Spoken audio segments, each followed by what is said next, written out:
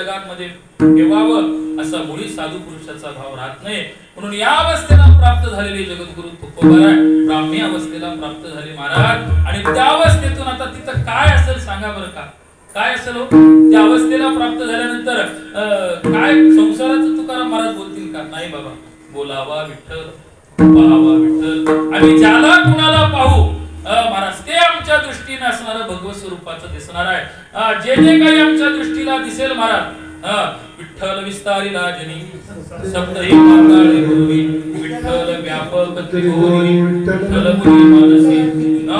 सगळ्या ठिकाणी असणारा परमात्मा आम्हाला ओतप्रोत असणारा हा परमात्मा आमच्या ठिकाणी रूप झालेला आहे. म्हणून त्या अनुषंगाने जगद्गुरु तुकोबाराय तुम्हा आम्हाला सांगतात, बाबा साधक हो, सज्जन हो, तुमच्या चरणाला माझी विनंती आहे. हा अलौकिक असणारा देह तुम्हा आम्हाला काकटाली न्यायाप्रमाणे मिळाला. बाबांनो, या देहाचा असणारा मातेरा करू नका आणि त्याच्या करता काय करा, मिळाला हा असणारा देह, हा पावला हा देह काकटाली न्याय. अरे त्या पद्धतीने मिळालेला देह आहे. याच देहामध्ये तुम्हाला सत्य आयुष्याच्या साधने सच्चिदानंद पदवी घेणे. धन्य आम्ही जन्मालो दास विठोबाचे. तुम्ही या जन्माला आलात, मिळालेल्या असणाऱ्या या रत्नारूप असणाऱ्या देहाचं तुम्ही विनाकारण मातेर करू नका. तुकोबाराय सांगतात उगा सहज मिळाला महाराज, सहज मिळाला. आणि सहज मिळालेल्या देहामध्ये आंधळा मनुष्य रस्त्याने निघाला, जाता जाता महाराज त्याला कावळा मिळाला. त्यानं मिळालेला कावळा बगलत ठेवला. राजाने दवंडी दिली, ज्याने कोणी कावळा पकडल त्याला 5 लाख रुपये देण्यात येईल म्हणलं. किती देईल? 5 लाख देण्यात येईल. बरं वाटलं महाराज, याला विचार केला 5 लाख रुपये जर आपल्याला मिळत असतील. आंधळा म्हणला सोपा आहे म्हणला, कावळा पकडायला काही बुद्धी लागणार, काही विद्या लागणार म्हणला. सगळ्यात सोपं म्हणला, टाळी वाजवायचं, कावळे पकडायचं. तेवढे. मग त्याने विचार केला कुठं मिळतात, सकाळी मिळाल्या सरकार मिळते म्हणला, आपल्याला काय अवघड आहे म्हणला. गेला महाराज, टाळी वाजवायला गेला आणि आता वाजवायला गेल्याबरोबर दोन्ही हात उरे केले. आता उरे केल्यावर आलेला राहील का? बघजे पर्यंत हे निघून गेला महाराज. आणि निघून गेल्याबरोबर आता उगा वाजत बसला महाराज टाळी. कीर्तनात वाणी म्हणलं तर कोणी